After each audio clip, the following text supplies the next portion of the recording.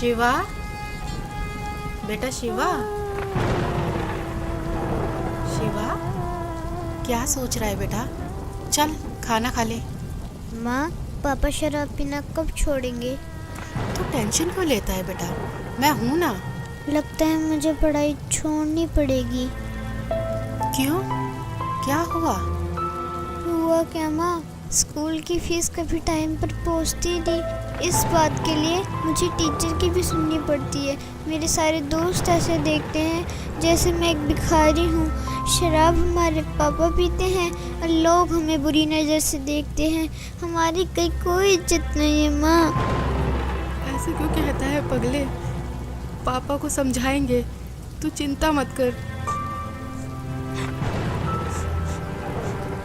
माँ, आज मैम ने बोला है 2 दिन के अंदर अगर मेरी फीस जमा नहीं हुई ना तो मैम ना क्लास में बैठने देंगी और ना एग्ज़ाम में।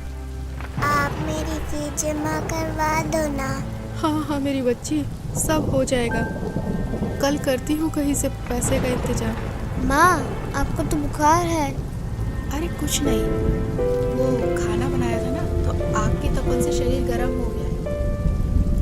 आओ खाना खा लो।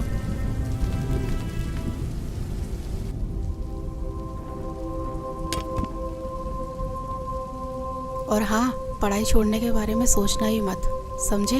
वरना जिंदगी नर्क से बदतर हो जाएगी। करती हूँ तेरे पापा से बात। देख रहा है ना मुझे? अगर उस जमाने पे पढ़ाई पे ध्यान दिया होता तो आज तेरे पापा के साथ रहने के बजाय अलग कमा के खा रहे होते।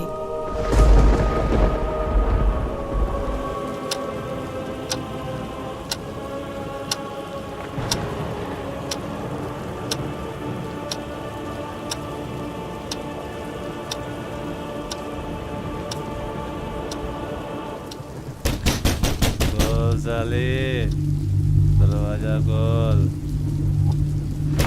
खोल साले, दरवाजा खोल। अबे कहाँ मर गई साली? खोल साले। इनका तो रोज रोज का ड्रामा हो गया। आज तो दरवाजा खोलूंगी ही नहीं। खोल नहीं तो तोड़ दूंगा इसको। खोल साले, दरवाजा खोल। अबे तोड़ दूंगा इसको साली, दरवाजा खोल। कहाँ मर गई साली?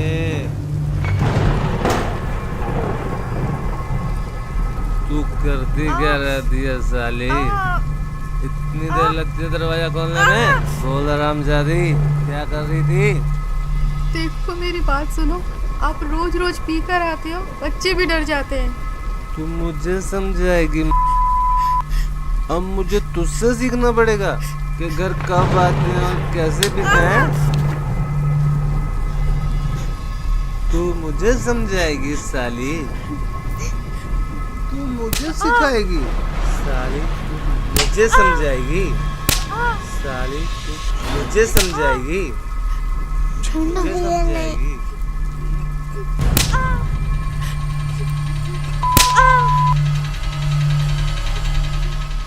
मुझे समझाएगी? पापा मत मारो ना माँ को, पहले से बीमार है। तेरी इतनी मजाल, तू मुझे रोकेगा? हैं? देख क्या रहा है? देख क्या रहा है? मत मारो। चल हट।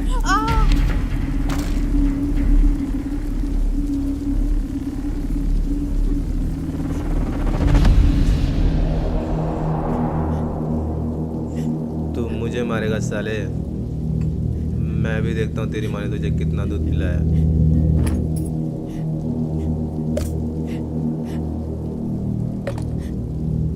आजा मार, मार साले, मार।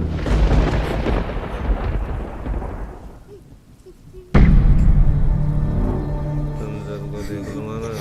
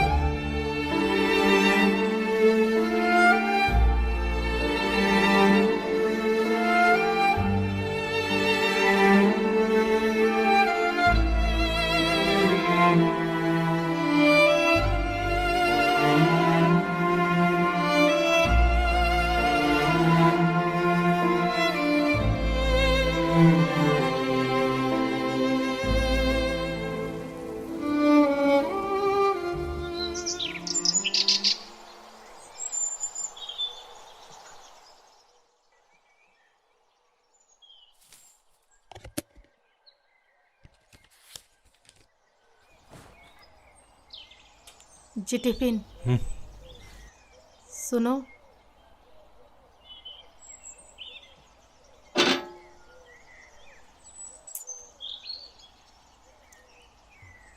माँ, माँ, जल्दी चलो, मैं स्कूल के लिए लेट हो रही हूँ। हाँ हाँ मेरी बच्ची, बस 2 मिनट, मैं अभी तैयार होके आती हूँ।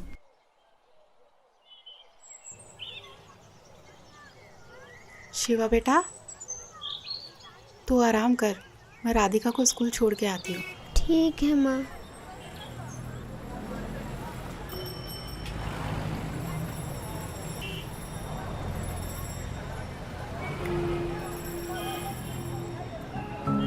माँ, पापा कब सुधरेंगे? उन्होंने रात में भैया को बहुत मारा है ना।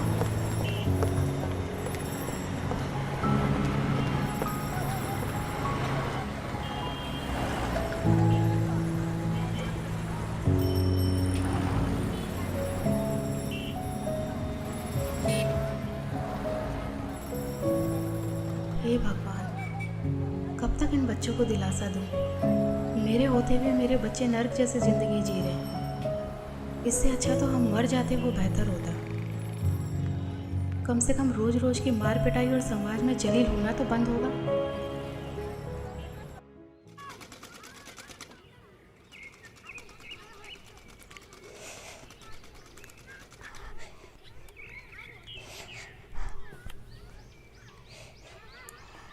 अरे मैं बोल रही थी ना कि मैं लगा देती हूँ।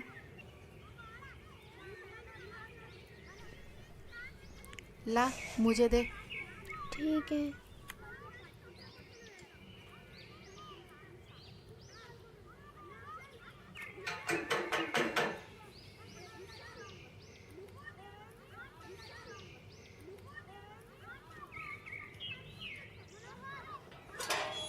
अरे नीलम दीदी, आइए आइए। और पुष्पा बहन, ठीक हो आप? बस दीदी, कट ही रही है। अच्छा, सूट सिल दिया मेरा? बस दीदी, वो आप ही का सूट सिल रही थी। अरे शिवा बेटा स्कूल नहीं गए आज? आंटी अरे वो कुछ नहीं, इसकी तबीयत खराब थी ना, तो इसलिए आज इसकी छुट्टी करा दी। अच्छा अच्छा पुष्पा, कल भाई साहब फिर शराब पी के आए थे क्या? रात को अब सबके चिल्लाने की आवाजें हमारे घर तक जा रही थी। क्या करे दीदी, पिछले जन्मों में कुछ पाप किए हुए हैं तो वो इस जन्म में भोगने ही पड़ेंगे। नहीं पुष्पा बहन, ऐसा नहीं है। मैंने आपको कितनी बार समझाया है, पूर्ण परमात्मा पाप कर्म दंड का भी नाश कर देते हैं। यहाँ तो पाप कर्म भोगते भोगते जिंदगी का ही नाश हो गया है, बस अब और नहीं। क्या मतलब? मतलब क्या है दीदी, इन्होंने सुधरना तो है नहीं, निकल जाऊंगी अपने बच्चों को लेकर, और क्या। कैसी बातें कर रही हो? ये तो समस्याओं का हल निकालने के बजाय उनसे दूर भागना हुआ। जब से इनके बिजनेस में घाटा हुआ है, इन्होंने तो घर का पूरा हुलिया ही बदल दिया है। रोज डेली शराब पी कर आते हैं और सारा गुस्सा हम पर उतारते हैं। हल निकालते निकालते मैं थक चुकी हूँ, बस अब और नहीं सह सकती। मेरे पास अब 2 ही रास्ते बचे हैं, या तो घर छोड़ के चली जाऊँ, नहीं तो फिर मैं आत्महत्या कर लूँ। नहीं पुष्पा, ये बिल्कुल गलत है, और आत्महत्या तो महापाप है। पुष्पा, अगर इस नरक भरी जिंदगी से निकलना चाहती हो तो उसका एक ही रास्ता है, जिसके बारे में मैं तुम्हें बार बार समझाती हूँ। तुम बस एक बार संत रामपाल जी महाराज जी से नाम दीक्षा ले लो, फिर देखना तुम्हारा जीवन कितना सुखमय हो जाएगा। एक सच्चे संत के पास हर समस्याओं का समाधान होता है। अच्छा मजाक करती हो दीदी, भला नाम दीक्षा लेने से भी इनका कुछ हो सकता है क्या? कितनी तो हमने झाड़ फूक करवा ली, कितने इनको नशा मुक्ति केंद्र में भेज लिया, और ना जाने कितनी इनको दवाइयाँ मैंने खाने में मिला कर दी, पर इनका नशा नहीं छूटा। और हाँ, आप बोल रहे हो कि गुरु बनाकर भक्ति करने से सब ठीक हो जाएगा, तो आपको बता दूं कि हमने काफ़ी गुरु बनाकर भी देखे हैं, पर इनका नशा छूटने के बजाय और बढ़ गया है।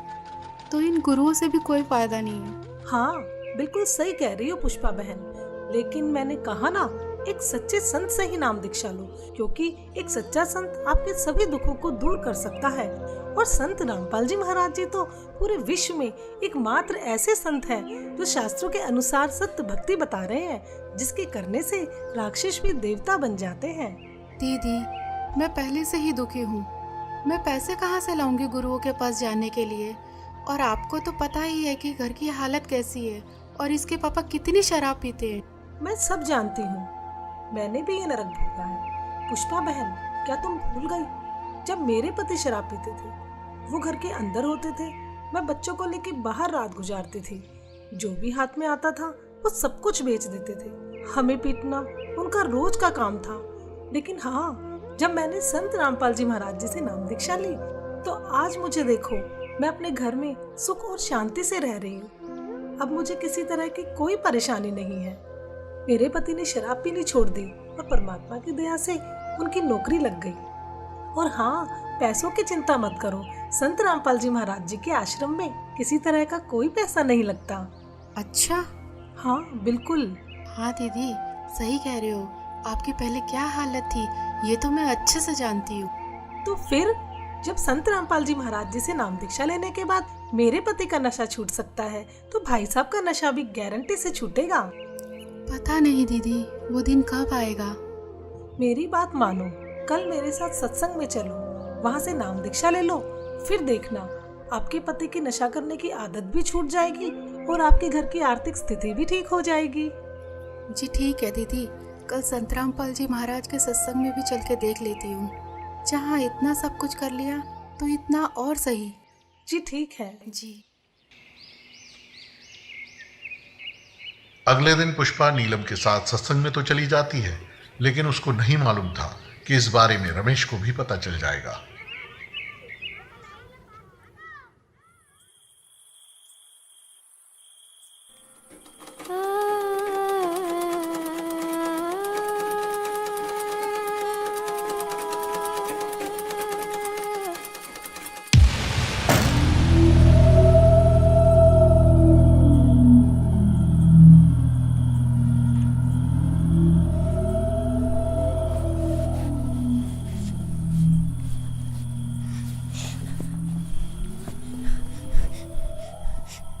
क्यों री, बहुत शौक चढ़ाते हो सत्संग में जाने का?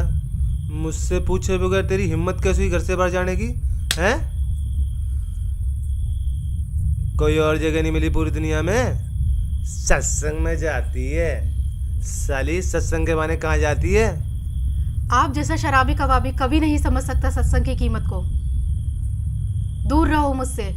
अपना जीवन तो बर्बाद कर रखा है और हम भक्ति करें ये भी नहीं देखा जाता आपसे। मुझे पता है क्या होता है तेरे सत्संग में। बकवास करने जाती है तू वहाँ, बस यही दिन देखने को रह गए थे। नाक कटा के रख दी तूने मेरी। और खबरदार, आज के बाद सत्संग का नाम भी लिया तो यहाँ चल खाना लगा।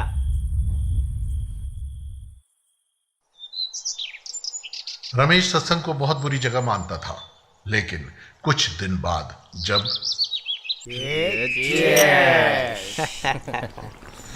हाँ यार, छोड़ ना, क्या क्या। अबे कौन है साला?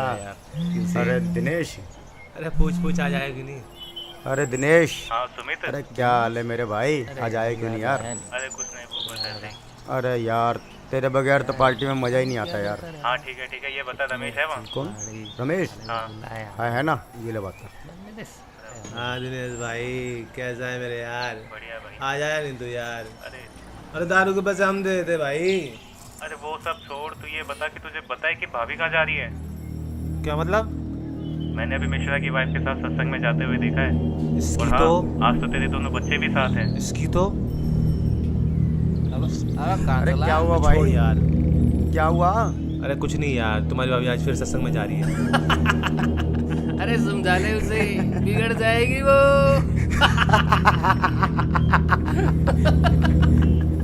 हाँ भाई छोड़ यार, आकर बात करता हूँ यार। अपने दोस्तों के सामने हुई इस बेइज्जती को रमेश सहन नहीं कर सका और गुस्से में आग बबूला होकर वहां से निकल गया।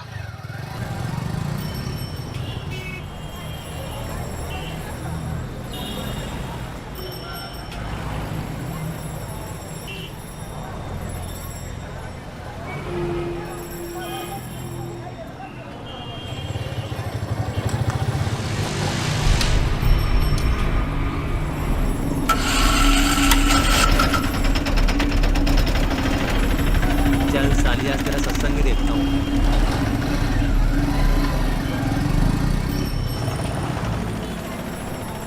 पुष्पा, बहुत अच्छा किया, इन बच्चों को भी ले आए। इन बच्चों को बचपन से ही परमात्मा की सही भक्ति का ज्ञान हो जाएगा। हाँ, आज छुट्टी थी ना इनकी, और इनके पापा भी सुबह सुबह कहीं अपने दोस्तों के साथ निकल गए, तो सोचा इन बच्चों को भी साथ ले चलो। बहुत अच्छा किया।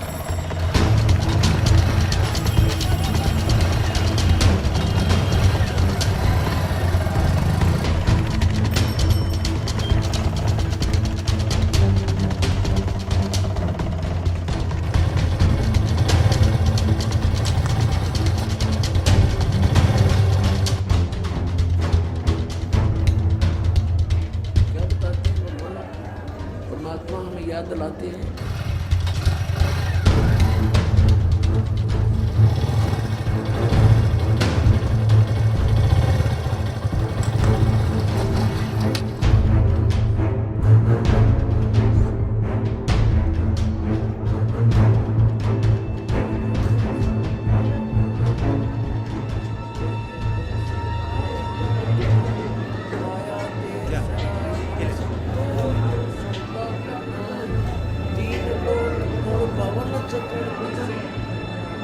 तीन लोक और पवन चतुर्दश सब जग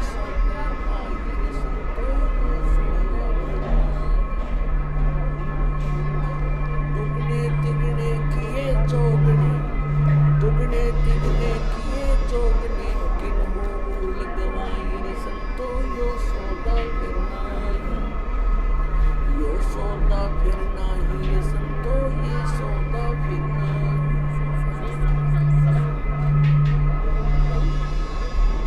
फिर क्या बताते हैं? यो दम टूटे पिंडा। सच है भगत जी, इधर नहीं जाना आपको। क्यों?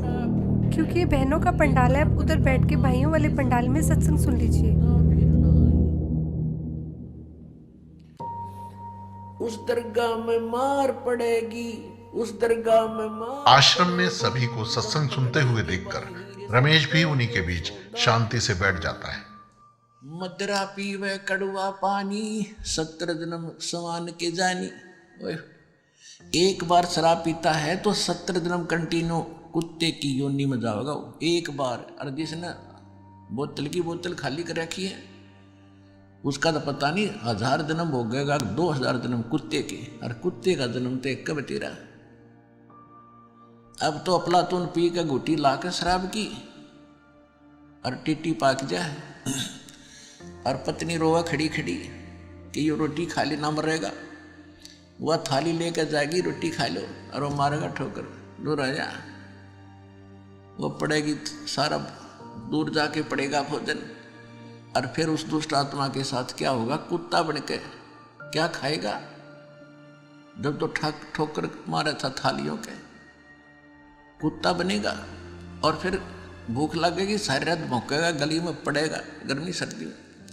सुबह उठते ही कहाँ जाता है कुत्ता? रसोई में। मैं कहा उसने भोजन की, ऐसे ऐसे कर कर सीधा जाएगा जैसे कोई टोकनी है कोई नहीं, कि भूख लग रही डट्टा जाना।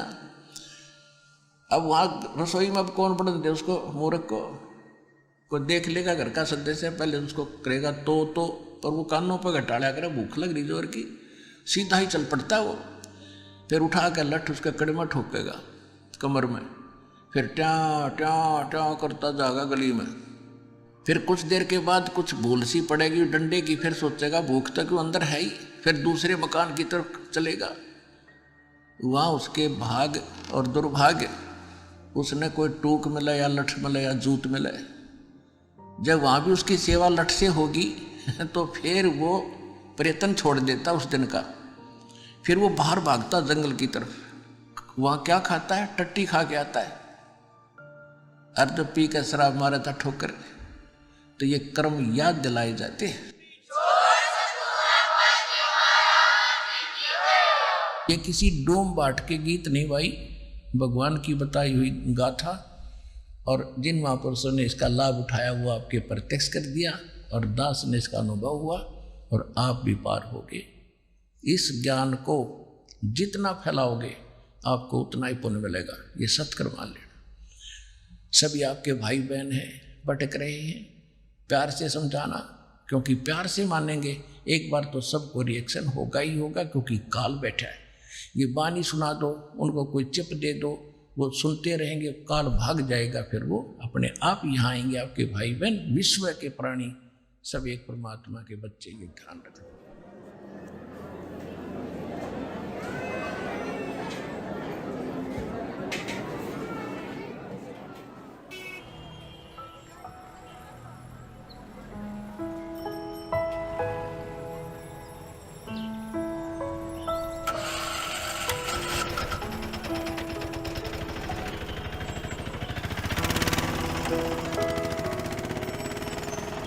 और राधिका बेटा, आपको सत्संग में जाना कैसा लगा? मुझे तो बहुत अच्छा लगा आंटी। और शिवा बेटा, आपको कैसा लगा?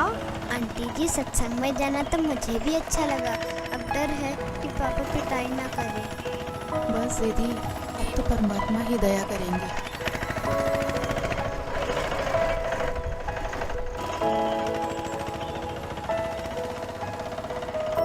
अच्छा पुष्पा, चिंता मत करना। सत साहेब जी। अच्छा बच्चों, सत साहेब।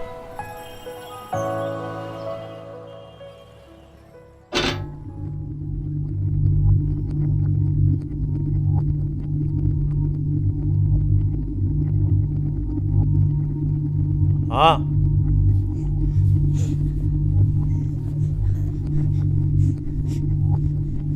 कहाँ गए थे तुम? जी वो यहीं बस वो चुप कर। कहाँ लगा? पता नहीं कहाँ घूमती रहती है। जी ठीक है, लगाती हूँ।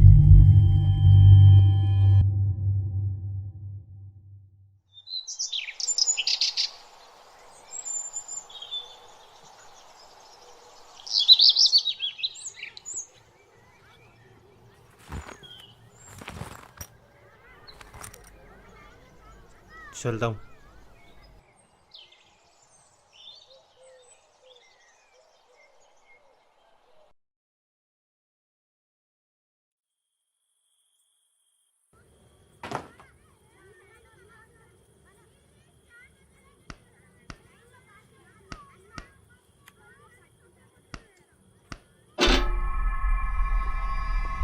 माँ,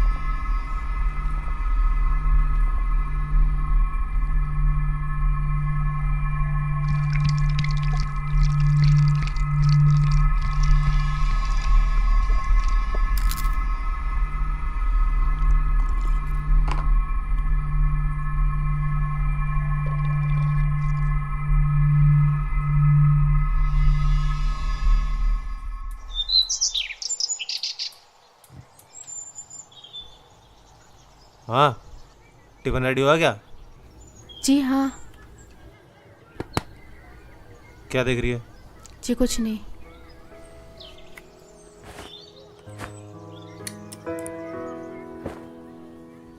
बच्चों की फीस जमा कराई क्या? जी नहीं, वो अभी नहीं। ये ले पैसे, बच्चों की फीस जमा करा दियो।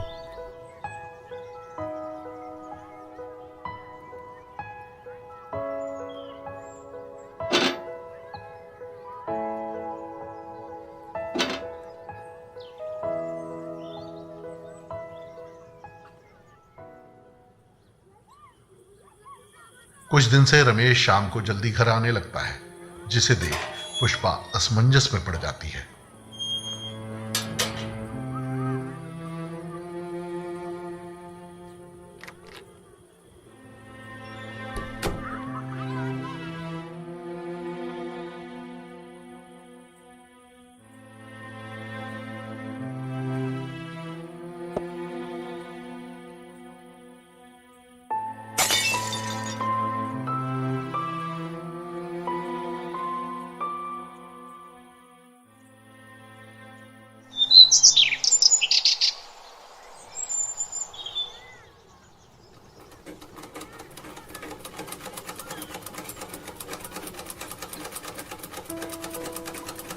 माँ, पापा आजकल दारू घर पर लाकर क्यों पीने लगे? पहले तो बाहर से पीकर आते थे।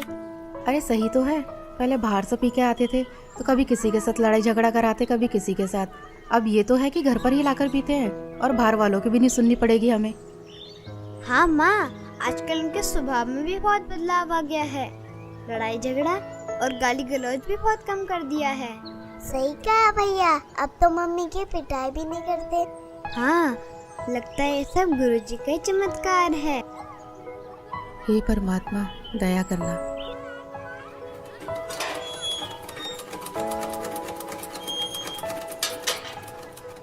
अरे नीलम दीदी, आइए आइए। और पुष्पा कैसी हो? बस दीदी, मालिक की दया है। अच्छा पुष्पा, मैं ये बताने आई थी, कल सत्संग है आश्रम में, क्या आप चलोगे? नहीं दीदी, कल तो इनके पापा की छुट्टी है तो नहीं हो पाएगा। कोई नहीं।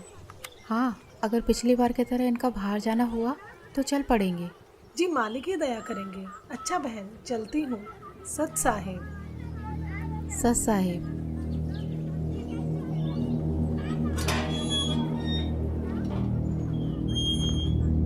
क्या करने आई थी ये? कुछ नहीं जी, वो बस ऐसे ही इनके कपड़े थे तो पूछने आई थी। चल चुप कर, बकवास करती रहती है। और हाँ, कल सुबह मुझे जल्दी जाना है, खाना जल्दी बना दियो, कहीं सोचो छुट्टी है मेरी। जी ठीक है। रमेश की इस बात को सुनकर पुष्पा खुश हो जाती है कि ये सुबह जल्दी निकल जाएंगे तो मैं सत्संग में जा पाऊंगी।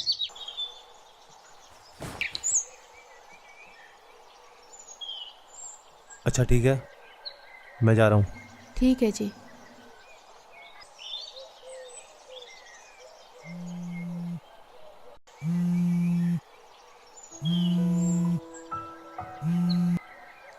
हाँ नीलम दीदी।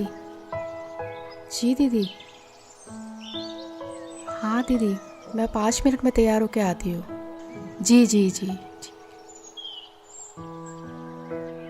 माँ, हमें भी ले चलो ना सत्संग में। हाँ माँ, हाँ बहुत अच्छा लगता है। ठीक है मेरे बच्चों, तुम्हें भी लेके चलती हूँ, चलो। पुष्पा आज भी नीलम के साथ अपने दोनों बच्चों को लेकर सत्संग में पहुंच जाती है, इस बात से बेखबर कि आज यहाँ उसके साथ क्या होने वाला है। कोई आपत्ति आओगी कैसे खड़ा करूंगा। और क्या बताना चाहा था, जो परमात्मा 18 लाख व्यक्तियों को और 3 दिन तक भोजन भंडारे, लड्डू, जलेबी, कचौड़ी, पकौड़ी और दोहर और असरफी दे सकता है एक झोपड़ी में बैठा व्यक्ति, वो समर्थ कितना है। और आपको क्या नहीं दे सकता, पूरे विश्व को खिला सकता, वो पूरे असंख्य ब्रह्मांडों को 1 सेकंड में सब कुछ भर दे, हरा भरा कर दे इस पृथ्वी को, और आपका घर भर दे पूरा। अगर विश्वास करोगे तो ये सत्कर मान लेना, उस समर्थ का सहारा आपको है। हाँ हाँ दीदी, बहुत अच्छा लगा। और मैं तो सोच रही थी और हाँ दीदी, कल तो कमाल हो गया। मुझसे पूछ रहे थे कि बच्चों की फीस जमा करा दी, तो मैंने कहा नहीं, तो मेरे हाथ में पैसे रख के चले गए। अच्छा हाँ बहन, परमात्मा पर ऐसे ही विश्वास रखो, परमात्मा जो चाहे सो कर सकते हैं।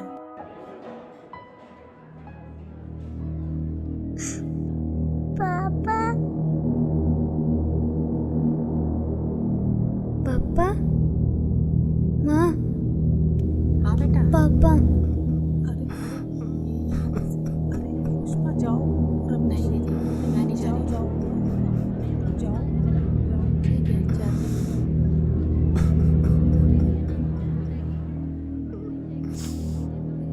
मुझे माफ कर दो परमात्मा, मैं पापी हूँ मालिक। क्या हुआ जी? मुझे माफ कर दो पुष्पा, मुझसे बहुत बड़ी गलती हो गई। मुझे नहीं पता था मैं क्या कर रहा हूँ, लेकिन आज ये सत्संग सुन के मेरी अंतरात्मा जाग उठी है।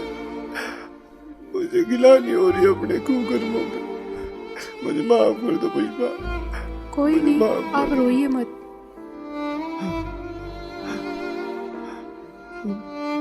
शिवा बेटा, मुझे माफ कर दे बेटा। मैं आज के बाद कभी भी तुम्हें शिकायत का मौका नहीं दूंगा।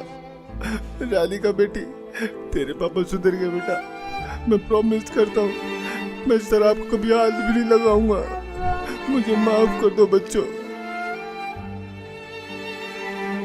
नीलम बहन जी, आपका बहुत बहुत शुक्रिया जो आपने मेरे पूरे परिवार को यहाँ का रास्ता दिखाया। कोई बात नहीं रमेश भैया, लेकिन एक बात बताओ, आपको ये ज्ञान कैसे समझ आया? पिछली बार जब आप पुष्पा और दोनों बच्चों को यहाँ पर लेकर आए थे ना, तब मैं यहाँ आया था। उस दिन मैं आप लोगों के पीछे पीछे यहाँ तक आया था, ये सोच के कि यहाँ कुछ गलत काम होते होंगे तो इन लोगों को रंगे हाथ पकड़ूंगा। लेकिन मैं गलत था, क्योंकि सत्संग में जो बातें बताई गई उसे सुनकर तो मेरा दिमाग ही घूम गया, जिसके बाद मैं किसी को बगैर बताए यहाँ से निकल गया और आश्रम से जीने की राह पुस्तक भी ले गया।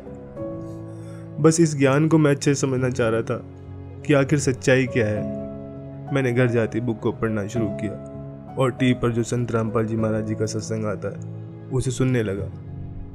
मैं ये बिल्कुल भी नहीं चाहता था कि पुष्पा और दोनों बच्चों को ये पता चले कि मैं संत रामपाल जी महाराज जी का सत्संग सुनता हूँ। मानो एक रूटीन सा बन गया हो कि शाम को घर आकर दारू पीता था और सामने सत्संग भी चला लेता था। जीवन वो कोढ़ से दुख होता हो, कुष्ठ से, इतना कष्ट आपको माँ के गर्भ में उस पीरियड में हो जाता है। तो उस समय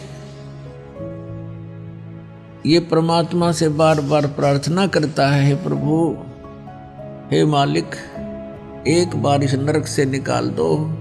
वहाँ इसको याद भी होता है कि तू ये कष्ट किस लिए भोग रहा है। उसको याद होता है उसमें कि मैंने पहले बहुत से मनुष्य जन्म प्राप्त किए, साधना की नहीं, और जिस कारण से 84 लाख योनियां भी भोगी, कुत्ते गधे सुअर के जीवन उसको खूब याद आते हैं। फिल्म चलती रहती है उसकी।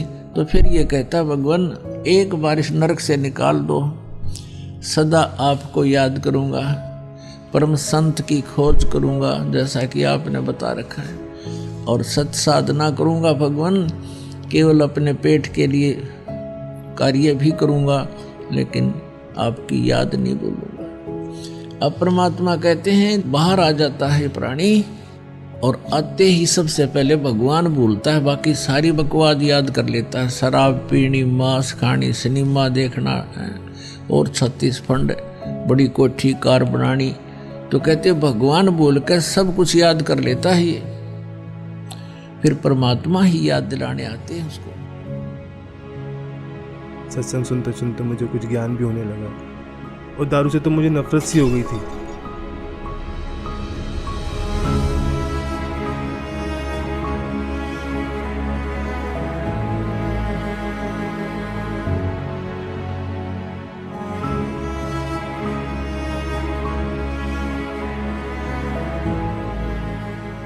और फिर कल जब आप घर पर आए, पुष्पा से सत्संग में चलने के लिए पूछ रहे थे ना, तब मैंने आप दोनों की सारी बातें सुन ली थी।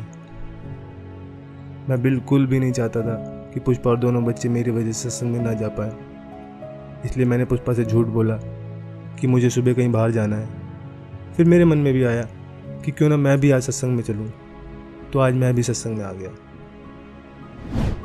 संत रामपाल जी महाराज वाकई में पूर्ण संत हैं, जिन्होंने मेरे पूरे परिवार के साथ साथ मुझे भी यहाँ खींच लिया और मेरे अंदर के राक्षस को मारकर एक देवता बनने का रास्ता बताया।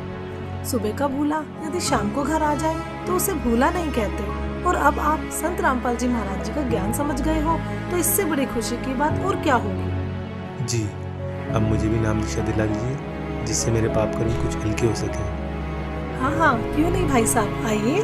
जी हाँ बच्चों, चलो। आज रमेश भी संत रामपाल जी महाराज जी से जुड़ जाता है और अगले ही दिन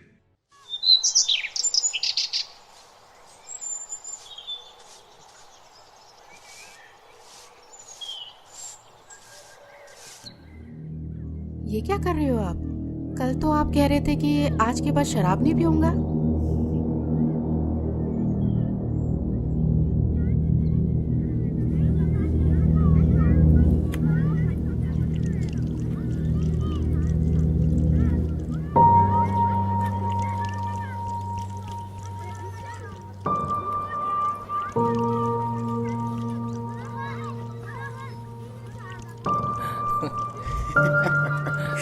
कल तो पुलिस वालों ने बहुत मारा यार।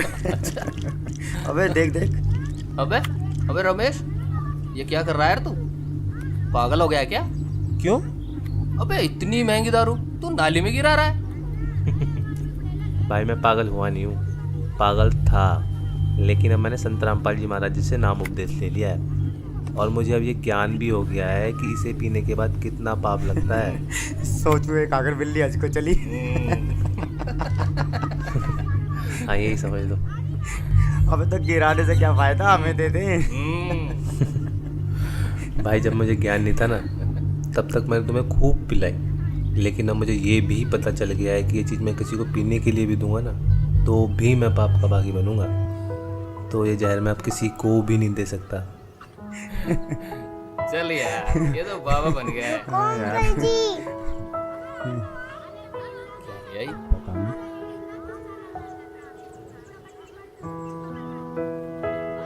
अरे ये क्या ले आई? ये हमारे गुरुजी संत रामपाल जी महाराज की पुस्तक। जीने की राह? हाँ अंकल जी, जीने की राह, जिसे पढ़ने के बाद लाखों लोगों ने भी नशा छोड़ा है। तो आप भी पढ़िए।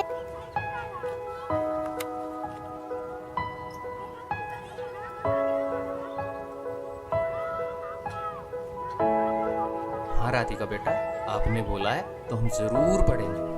अच्छा तो बोलो फिर। बंदी छोड़ सतगुरु रामपाल जी महाराज की जय हो।